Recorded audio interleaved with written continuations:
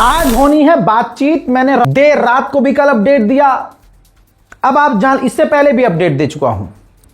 अब आपके सामने फिर से कह रहा हूं कि बातचीत होनी है। ईरान अभी भी ऑफिशियली कहीं भी ये नहीं कह रहा है कि हम बात करेंगे या हम बात करने जाएंगे। हालांकि पाकिस्तान ने काफी मेहनत की है बुलाने के लिए।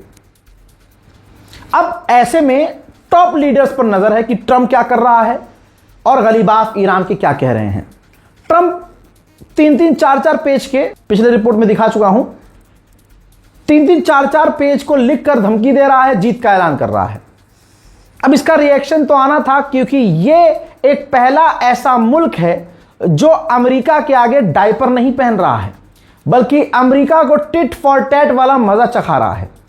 गलीबाफ अगर कोई छोटा मोटा नेता होता तो कोई बात नहीं थी, गलीबाफ ने धमकी दी है, चेतावनी।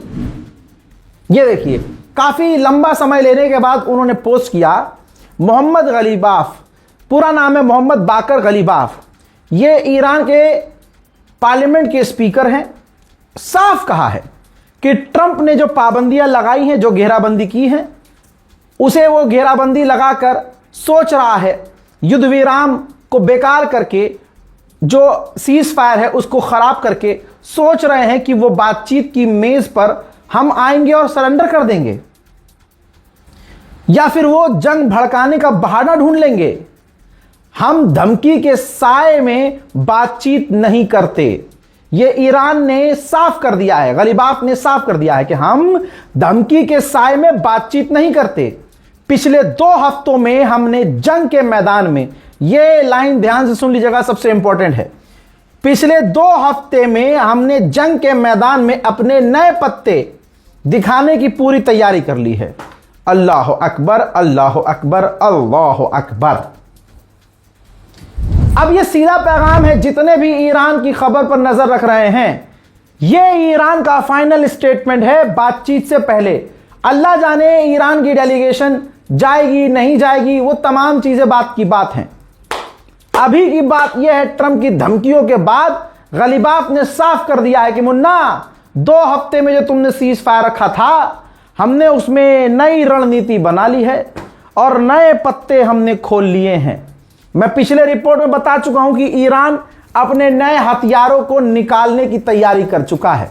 तो दोस्तों, अगर इस बार भी अमेरिका ने कोई गलती की तो ईरान कह रहा है कि इस बार और बढ़िया कुटाई की जाएगी। गलीबाफ की इस धमकी के बाद दुनिया का डरना जरूरी था, क्योंकि ईरान के हमले का असर सारी दुनिया पर हो रहा है। रशिया ने कहा, यही देखते हुए दोनों से अपील की है अमेरिका और ईरान से कि सीज फायर मत तोड़िएगा, बनाए रखिएगा और उसके बाद शांति से बात कीजिएगा। उधर सुनिए, इजराइल अलग खेल रहा है।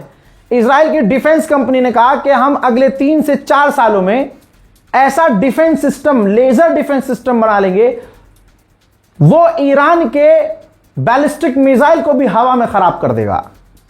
तो मैं ईरान की तरफ से एक बात कह दूं कि 3 साल तुम ही आगे बढ़ोगे क्या, ईरान पीछे रहेगा? बहरहाल, अमेरिका के हालात ऐसे खराब हैं कि अमेरिका में जो लेबर सेक्रेटरी है, जो लेबर डिपार्टमेंट है, उसका जो सेक्रेटरी है, उसने रिजाइन दे दिया है। कहा जा रहा है कि डोनाल्ड ट्रंप की ये कहीं ना कहीं आलोचना कर रहा था, ट्रंप के कानों में खबर कही, उसको निकाल दिया गया। 30 साल में पहली बार अमेरिका का डॉलर इतना गिरा है कि वो शाकेल के, इजराइल की करेंसी के आसपास पहुंच चुका है अभी भी वो ऊपर, लेकिन 30 साल में बहुत ज्यादा गिरा है, इतना कभी नहीं गिरा। तो अब ये अमेरिका के लोगों को सोचना चाहिए कि गुलाबी सुअर तुम्हारे मुल्क के साथ क्या कर रहा है। कल अमेरिका का ब्लॉकेज तोड़ने की ईरान ने कोशिश की और उसके एक टैंकर को सीज कर लिया गया, हमला किया गया। इसके बावजूद ईरान रुका नहीं।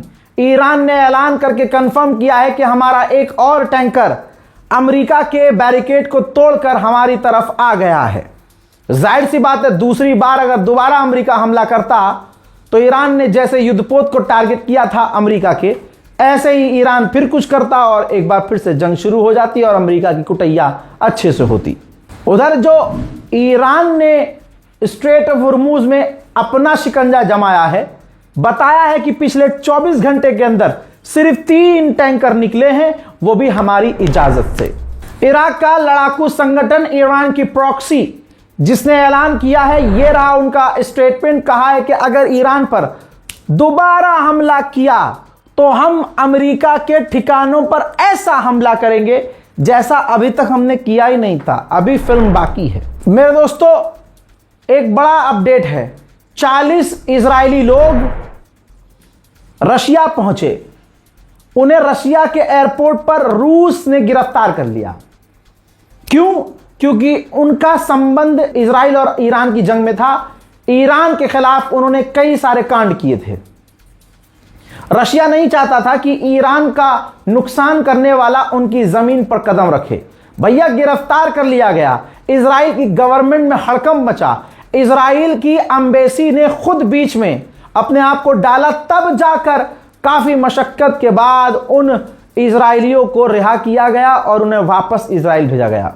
अब मैं तमाम अपने देखने वालों के सामने वो मंजर दिखा रहा हूं कि स्ट्रेट ऑफ हॉर्मुज में हालात क्या हैं और कहां कहां अमेरिका और ईरान तैनात हैं। जरा देखिए, यूएसएस लिंकन, यहां नीचे लिखा हुआ है, ये अमेरिका का एयरक्राफ्ट कैरियर है और उसके युद्धपोत हैं।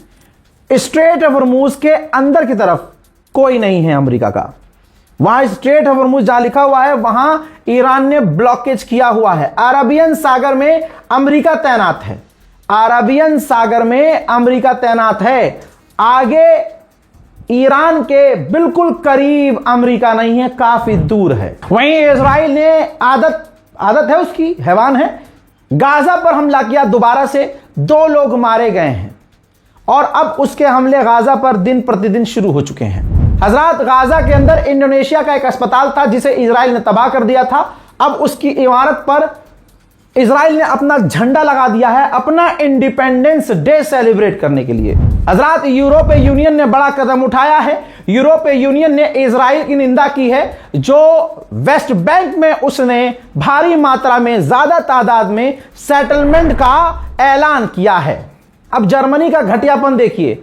गाजा के बच्चों की तस्वीर लेकर एक व्यक्ति जर्मनी में इजराइल के खिलाफ प्रदर्शन कर रहा था। जर्मनी की पुलिस ने उसे गिरफ्तार कर लिया। इजराइल दोगला है, इजराइल शैतान है, इजराइल अंदर बाहर दोनों तरफ से शैतान है। आपको यह तस्वीर याद है जहां जीसस क्राइस्ट की मूर्ति को तोड़ते हुए इजरायली सैनिक को देखा गया। पूरी दुनिया में ईसाई समुदाय भड़क गए। अमेरिका को गालियां पड़ने लगी कि तुम्हारे दोस्त ये कर रहा है। इसका मतलब दूसरे लोग जो कहते हैं, अरब मुसलमान जो कहते हैं, सही कहते हैं इजराइल के बारे में। नेतन्याहू पे प्रेशर बना। नेतन्याहू ने अपने अकाउंट से इसका विरोध किया। हाँ जी, ये गलत है और हम इन्वेस्टिगेशन लॉन्च कर रहे हैं। कुछ ही घंटों के अंदर वो सैनिक पहचान में आ गया। दोनों सैनिक, जो वीडियो बना रहा था और जो सैनिक ये काम कर रहा था, दोनों को पहचान लिया। अब सोचिए, इमेजिन कीजिए कि इजराइल ने क्या ही किया होगा। भाई, दोनों को बुलाया भी नहीं, उनको वार्निंग दी फोन पर और कह दिया कि आगे से ऐसा मत करना।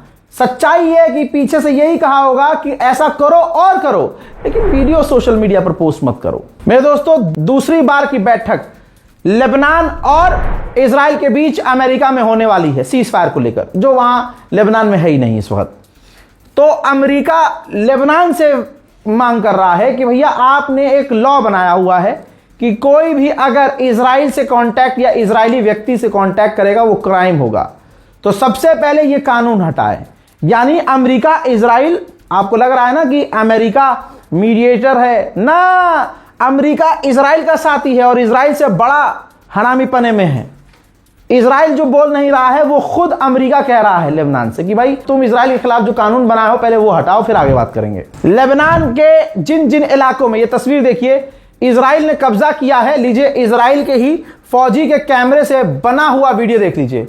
आग, काला धुआं, तबाही, जहां हरियाली, जो एक खूबसूरत गांव हुआ करता था, कहीं गाड़ियां तबाह हुई पड़ी हैं, कहीं आजू बाजू में देखिए शहीद, लेबनान के जो शहीद हैं उनकी तस्वीरें लगी हुई हैं।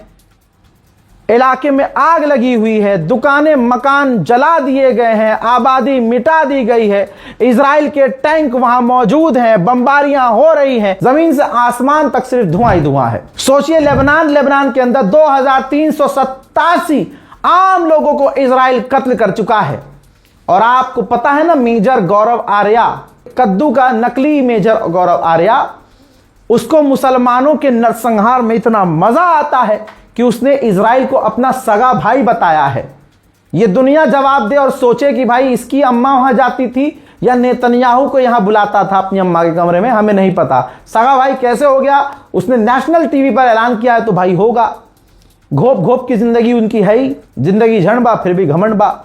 अब सोचिए, ऐसे नरसंहार करने वाले देश का समर्थक, देश छोड़िए उस काम यानी जिस काम को नरसंहार कहा जाता है, मेजर गौरव आर्या उसका समर्थक है।